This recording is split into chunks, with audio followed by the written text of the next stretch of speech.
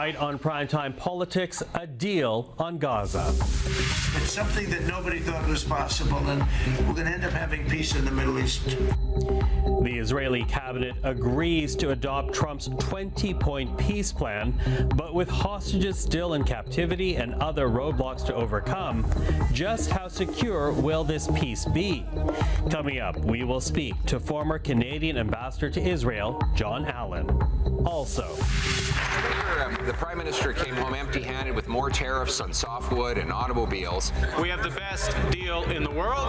We're in the process of making it better. Did the Prime Minister fail with his latest trip to Washington? Our political strategists will weigh in. And arguments are being made, but as you can see from the fact that the tariffs are still in place, we've got work to do. The fight to keep Canada's auto industry thriving. This is Primetime Politics. Hello, everyone. I'm Michael Serapio. Well, 2 years and 2 days of fighting in the Middle East is coming to an end tonight after a 20-point peace plan negotiated by the Trump administration was approved today by the Israeli cabinet. Now, this follows a similar move announced last night by Hamas, but there are still challenges to be overcome even with this peace plan. Still, the U.S. president is celebrating the news and his role in making all of this happen, and leaders like the Prime Minister are reacting. The whole world has come together for this. People that didn't get along, people that didn't like each other, neighboring countries that frankly didn't like each other, but now it's just this moment in time. So we look forward to welcoming the hostages, like you can't believe, home to their families, and that'll take place early next week. We hope Monday or Tuesday. Today is a momentous day, and I'm sure all parliamentarians would join me in recognizing the historic progress that has been made in the Middle East under President Trump's 20-point peace plan. I would like to commend the leaders of Egypt, Qatar, Turkey, the architects of the plan, Mr. Kushner and Witkoff, and underscore, as I did to the President and to Mr. Kushner, Canada's full support in ensuring that all parties implement all phases of this plan. Well, for his thoughts on the latest developments, we are now joined by Jon Allen, who from 2006 to 2010 served as Canada's ambassador to Israel. Jon, thank you for making the time once again for us. My pleasure, Michael. So here you have Israel now agreeing to this deal. We saw last night Hamas agreeing to this deal. But there's still the question, of the hostages, those who live, and sadly the bodies of those who died. It's not expected that they'll be returned until Monday. So how critical will these next few days be? I think we're just dealing here with a logistics problem of Hamas having to gather all of the living hostages into one place so that they can be turned over to the International Committee of the Red Cross. And then there's also this problem of locating all of the bodies of the dead hostages. There seemed to be some indication that some of them may have been under the rubble. Some simply hadn't been kept track of, and I think they're trying to, as best as they can. I've also heard from sources with some outside help to locate as many of these bodies as they can. So I don't think it's a substantive problem. I think it's logistical. So logistical, we'll see how that develops over the weekend. But I also want to ask about the other challenges of this peace deal, because there is also this demand that Hamas plays no future role in the governance of Gaza. The demand that they also disarm. How difficult will those goals be to achieve? I think the disarmament goal is probably the more difficult. President Abbas agreed with Prime Minister Carney and many other world leaders that Hamas would not play a role in the Palestinian Authority elections in the West Bank, and that is also a part of the governing of Gaza Strip, that an interim technocratic government would come in appointed by the Palestinian Authority, but that it would not involve Hamas. So I think that part's easier. The question of Hamas disarming is tied very much to two things. One, Israeli withdrawal. The two are supposed to come together. And the second is Hamas trying to obtain from the Americans and from its Arab supporters, Qatar and Turkey, some kind of guarantees that once they hand the hostages over, that Israel will not restart the war. And I think that's been very much a part of the conversations. So we'll have to see. The withdrawal to certain lines and the disarmament are both going to have to happen, and we're going to have to trust both sides to fulfill their obligations in this regard. Mm-hmm. I wonder what you think about the effort to create a Palestinian state, because while, you know, the deal talks about a new Gaza and these assurances that Israel will neither occupy nor, you know, annex Gaza to be a part of the Israeli state, there is no direct reference to the creation of a Palestinian state. So can there be a peace deal, a long-standing one, without a two-state solution? Well, ultimately, no. There won't be an end of conflict until there is two states for two peoples living in peace and security. In the short to medium term, yes, we've seen recognition by a number of Western states of Palestine, and that's an important contribution to this. But we won't see a full Palestine governing both Gaza and the West Bank for some time. The agreement alludes to a pathway towards a Palestinian state. I see the fingerprints of Prime Minister Netanyahu all over this. I'm sure the original draft that was put together by the Americans and a number of Gulf states and Arab states probably wasn't quite so vague and ambiguous. Because, as you know, Prime Minister Netanyahu opposes any Palestinian state. So the reality is we're going to have to wait until there's an election in Israel and hopefully a new government and elections, as I said, in the Palestinian Authority. And that's when we can begin to hopefully move towards trust, compromise, vision for these two peoples living side by side. Mm-hmm. Quickly losing time here, John, but what are you watching out for then in the days and the weeks ahead? I'm watching out to see whether President Trump and his team have the staying power to keep the pressure on. It was Trump's involvement and pressure that forced Netanyahu to the table, and the work of Qatar and Turkey with respect to Hamas. But the Americans are going to have to stay engaged. And if they don't, then I don't trust either Hamas or Israel to necessarily stick to their obligations. So we'll have to see whether Donald Trump can remain engaged on this one. Jon Allen, again, always appreciate the time. Thank you for this. My pleasure. Thanks for having me, Michael. To the House of Commons now, where the Conservative leader continued his attacks today, accusing the Prime Minister of failing to make any progress with his trip to Washington. Take a listen to what we heard from Pierre Poilievre, followed by the Prime Minister's response.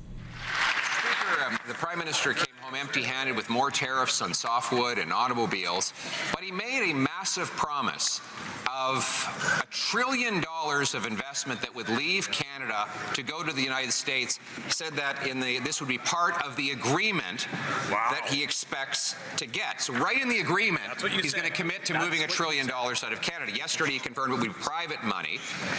So how is he planning to do that? Is he going to pass a law forcing our pension funds to move their money south? Or is he just going to continue with high tax and anti-development policies that cause investment to flee? I was there. And I was there in the conversation with the president. I was there in the conversations in the Oval Office. I was there in the conversations afterwards. And the situation is this. We have the best deal in the world.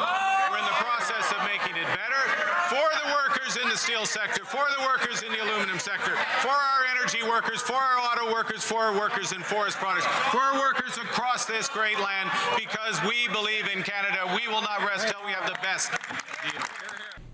Okay, well, let's get into the issue right now. Susan Smith is a Liberal strategist, principal and co-founder of the Blue Sky Strategy Group, and also in today, Conservative strategist Cole Hogan. Hello to the two of you. Hello. Michael. So listen, I want to break this up a little bit and begin with the assertion being made by the Conservative leader, this idea that, you know, Mark Carney returns back to Ottawa empty-handed, although, to be fair, officials were essentially cautioning the media, don't expect a deal out of this visit. So how fair is that criticism, Cole? Yeah, I think the criticism is pretty well founded and justified for the Conservatives. And I got to say, just in general, on Mark Carney's meeting with Donald Trump at the White House, it's always nice to see former running mates get back together after an election. But in all seriousness, I think that, you know, there's a reason why. Like, Donald Trump specified that he wanted Mark Carney as Prime Minister of Canada. He said that he would prefer to deal with him. Now we're seeing what that looks like and what the reason for him saying that was. Conservatives are merely holding Mark Carney and the Liberals to the promises they've continuously made. So, you know, Mark Carney said he'd get a deal by July 21st. That didn't happen. He said he would only relax counter tariffs when the Americans began to respect us. He dropped counter tariffs anyway. He said that, you know, he would negotiate a deal with Donald Trump and that he could handle him. And then now he greets him by saying, hey, look, I wore a red tie for you. So I don't think that he should go in there guns a-blazing, of course, but we have to know how quickly, how fast we went from elbows up to kowtowing to Donald Trump's whims. Mm-hmm. But is it fair, though, to take him on when even the PMO is expecting a deal out of Washington, though? At least not this time around. Well, look, I think that, you know, we can only react to the expectations that have been set by this government and the Liberal Party generally. Like, this was supposed to be the rainmaker and the person that was elected to do this exact job. So this is, if this is the metric you're going to get elected on, this is the metric you will be judged by the Canadian electorate and generally politically. Okay, so Susan, then does the government have a communication challenge here? Because at the end of the day, when Pierre Poilievre says in the House of Commons, Mark Carney just came back home with no deal, all Pierre Poilievre is doing is stating the truth. Well, I'd like to back up a little bit. I basically disagree with most of Cole's characterizations there. And I think the main point is that successful negotiations don't take place in public. Everybody knows, whether Mr. Poilievre wants to acknowledge it or not, that negotiating with Mr. Trump and the Americans is a mercurial exercise at this point in time. And even the Brits and the EU, who sort of scurried and hurried up to get a deal, are regretting that. And the math that's been done after the fact is seeing that it wasn't quite such a good exercise that they've got. So I think the patience that the Canadians are showing is actually the right thing to do. The other thing is the U.S. Supreme Court's going to rule November 5th about whether these tariffs are in fact valid, and that could be a complete game changer too. So the Canadians are, I think, exhibiting tactics and patience to get the right deal, and that's what Mr. Carney is doing. Mr. Poilievre continues to look for sound bites and to absolutely simplify things, even if he actually gets simplify things and play fast and loose with the facts. But the Canadian negotiators are working behind the scenes. Everybody knows that's the best way to get a deal done, and you know, Trump, no one has said he's predictable, and so taking our time, negotiating, you know, having conversations face to face is the best way to move something forward, and that's what the Prime Minister is doing for Canada and Canadians. Yeah, I hear you making sounds behind me. Go for it. No, I think in particular too, as we move towards 2026 and Kuzma, I agree that, you know, I'm sure Dominic LeBlanc and others are doing their level best to push negotiations forward, but we haven't seen a lot of positive indications as to exactly what the result's going to be. Mark Carney even said himself, you know, we're going to negotiate an even better deal. So we're setting expectations even higher when the likelihood remains uncertain, at least. I think on the positive side, in my opinion, we saw the resuscitation of Keystone XL as that potentially being a project that we can move forward, which I think is a good thing to just get Canadian energy moving, especially when a lot of that project has already been completed. I think that's a positive thing. But in, you know, looking at the domestic side of these issues, particularly dealing with Donald Trump and energy in particular, particular. What I don't think is helpful is when you see NDP premiers like David Eby invoke Donald Trump as the reason for why we can't get an Alberta pipeline to the West Coast, and Eby invoking Trump is the reason why that can't happen. I think that's not helpful in this current climate. Mm-hmm. Listen, we're going to get to that in a sec, because I do want to talk about the expected deals in weeks, one of which has to do with energy. But the other point that Poilievre was making, or takes issue with rather, is that $1 billion cited by the Prime Minister when he was in the Oval Office. This idea that there would be $1 billion over 5 years of investment in the United States if Mark Carney gets the deal Canadian officials expect to get from the United States. Pierre Poilievre takes issue with that. Why take issue with it, Cole, when at the end of the day, all he's doing is publicly signaling to Americans, investors, and politicians in Washington that there is a worth of the Canadian relationship? Yeah, I think there's a few things going on here. Like, one, Pierre Poilievre and the Conservatives would like to point out the ever-familiar relationship between Mark Carney and Donald Trump compared to the posturing that we saw during the election and afterwards, and the difference between those two things. In regards to the direct, billion-dollar quote in terms of investment, there's that clip in the House of Commons that we saw where Pierre Poilievre and Carney are exchanging remarks on that, and Carney says, yes, I was there, because, they clearly know what each other was saying there. But I think Pierre Poilievre and the Conservatives want to point towards the fact that, okay, are we going to be investing even more into the United States when the Liberal Party's messaging was about increasing our self-reliance, when every political party talked about eliminating provincial trade barriers so we weren't reliant on the United States? What's the bridge between those things? How do we observe that delta? And what does it tell us about what the Liberal government's priorities are? Okay, that familiar relationship that Cole's talking about, Susan, is that a challenge for the Prime Minister? Because, as Cole pointed out, it's gone from elbows up to flattering the American president.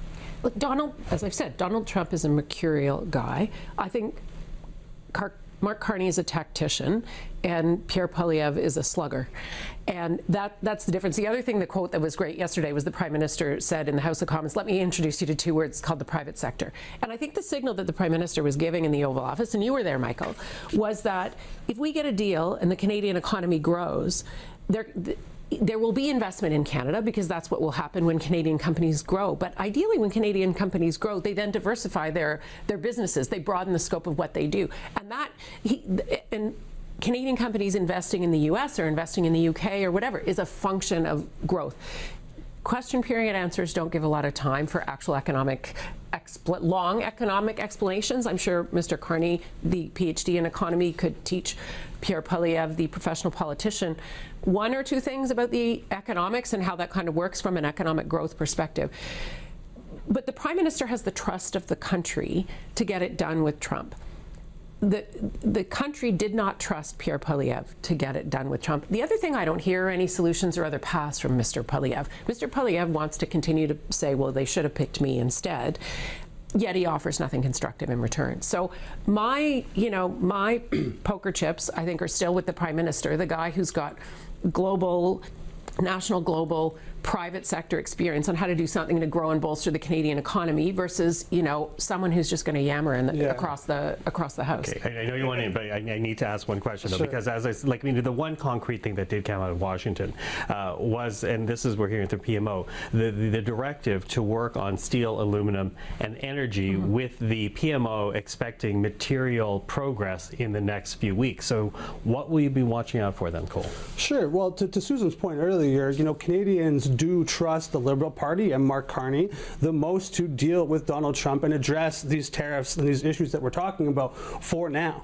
That issue, the lack of progress, if we continue to see that from Mark Carney and the Liberal government, combined with the fact that Donald Trump, well, things might have changed after this week, but if the issue continues to be fourth or fifth and not the top of mind for Canadians, but the Liberal Party still trusted the most to deal with Donald Trump, if they fail to get any results and people care less about Trump, that trust will evaporate and they will look elsewhere. And that's where we're starting to see polls shift a little bit. So they trust the Liberal Party for now, but can they maintain that without some big wins on the table in short order? Okay, Susan, what are you watching out for? I think the Prime Minister and his cabinet are capable of walking and chewing gum at the same time. So I am watching for the affordability issue and how they continue to handle that. And the reality is, if you have good trade deals and you grow the economy, that does benefit people with jobs and has direct impact on affordability and the key issues. But the government government does have to continue to message very, very strongly and remind Canadians of all the things that it's doing.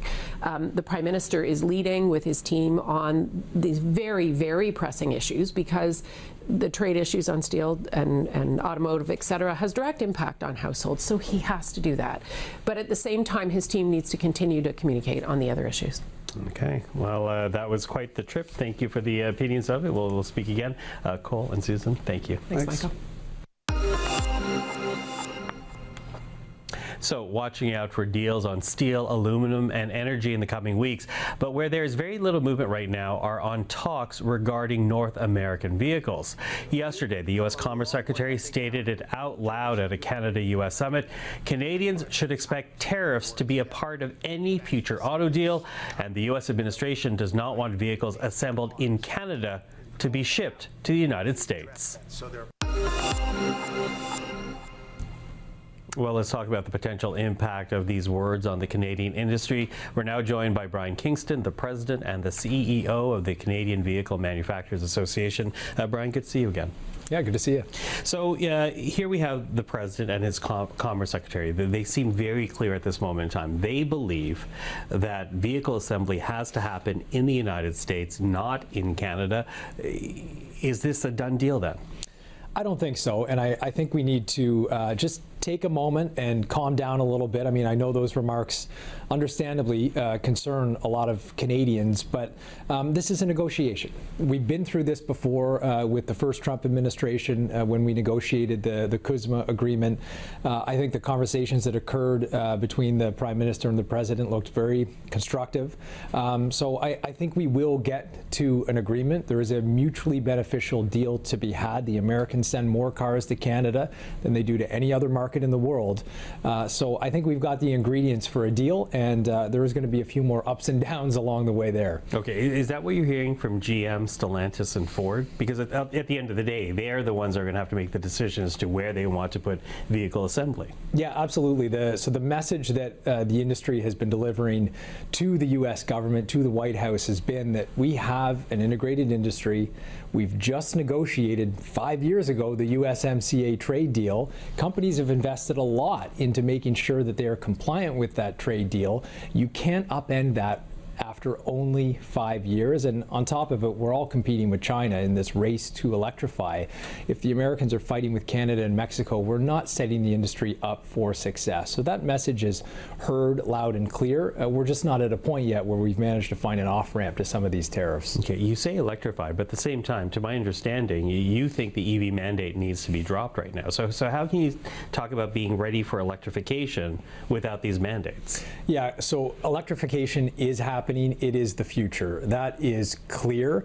The challenge with the mandate is the government has set an artificial target that's not based off any consumer demand or even the development of an EV supply chain. So you can't go out and tell Canadians 20% of sales have to be electric next year when we're sitting at 7.7% sales. That isn't going to happen, and what you do in the interim is you put huge costs onto manufacturers to comply with these regulations. So everyone knows that electric is the future, but you can't overregulate these companies and put costs on them at this time. Okay, there's also now talk of bilateral deals coming out, and when I hear the word bilateral, I think of the Canada-U.S. Auto Pact, which precedes by decades free trade, NAFTA, and CUSMA. Would a bilateral deal be a positive thing? I think we should prioritize a trilateral outcome simply because that's what the industry has adjusted to, and that has been what made auto competitive across North America. Now, that said, we have had bilateral deals in the past. You could do 2 bilateral agreements and have ways that the rules of origin accumulate amongst the different jurisdictions so that you would have North American manufactured vehicles. There is a way to do this, but I think from an efficiency perspective, it is best to focus on trilateral. If your only option is bilateral at the end of the day, then of course we're going to explore that. But trying to renew CUSMA is definitely the top priority. Top priority. So what do you want the government to do here? Because again, I was in Washington earlier this week. I was in the Oval Office. It was actually Donald Trump answering my question when I asked, why isn't there a deal yet? He said, well, they want an auto industry, we want an auto industry. So how do you compete against that? What do you think this government needs to do? Well, there's two things. I mean, first of all, we have to find a way to get rid of the 232 tariffs on the automotive industry. And those were the security tariffs imposed by the United States on Canada. That's exactly it. 25% on Canadian vehicles, just recently announced on heavy-duty vehicles as well. So we have to find a way to remove those if we're going to successfully renew this CUSMA agreement. There is a deal to be had because this market, the Canadian market, is an important market for U.S. manufacturers. The Americans have a trade surplus with Canada in automotive. So I think we can find some understanding. And frankly, the current situation in the United States is untenable. Auto manufacturers are facing an estimated total tariff cost of $188 billion US over the next 3 years. That isn't going to work. The system is so upside down that right now it is actually more competitive to build a car in Japan or in Europe and send it into the US as opposed to building in North America because of all the tariff costs. So we have to get past that first. And then number two, let's make our own industry competitive here. EV mandates, unnecessary regulation. We've got taxes on the sector that make absolutely no sense in this environment. Let's actually address these issues for once and make our industry competitive. Mm-hmm. You know, we're now at this point where we have been living through uncertainty ever since Donald Trump was musing about tariffs against this country. Not quite even like a year, if I'm calculating that correctly. So much has happened in a span of months. What has been the impact already on investment vis-a-vis autos in this country because of that type of trade talk? Yeah, well, uncertainty is very bad for investment. It's bad for all business, but auto in particular is a long lead time industry. When a company builds a manufacturing facility, they're not doing it for a couple of years. The intention is to be in that facility for decades. And if you look at the Canadian auto industry, I mean, manufacturers have been here for 120 years, long-term commitments to the market. But when you have this trade turbulence, it makes it very hard to plan for the future. And so that is what the USMCA and CUSMA is all about. We need to renew it. We need to give it a clear time horizon to allow manufacturers to make those investments, particularly at a time where competition from China is intensifying. You can't have trade policy being dictated via tweet and changing hour to hour. That simply doesn't work for this sector. Okay, well, of course, we'll keep talking and as the weeks and months go by. Brian Kingston, thank you for the time. Thank you. And that is Primetime Politics for this Thursday. I'm Michael Serapio. For everyone here at CPAC, thank you for watching. Primetime Politics is back tomorrow evening. Until then, take care.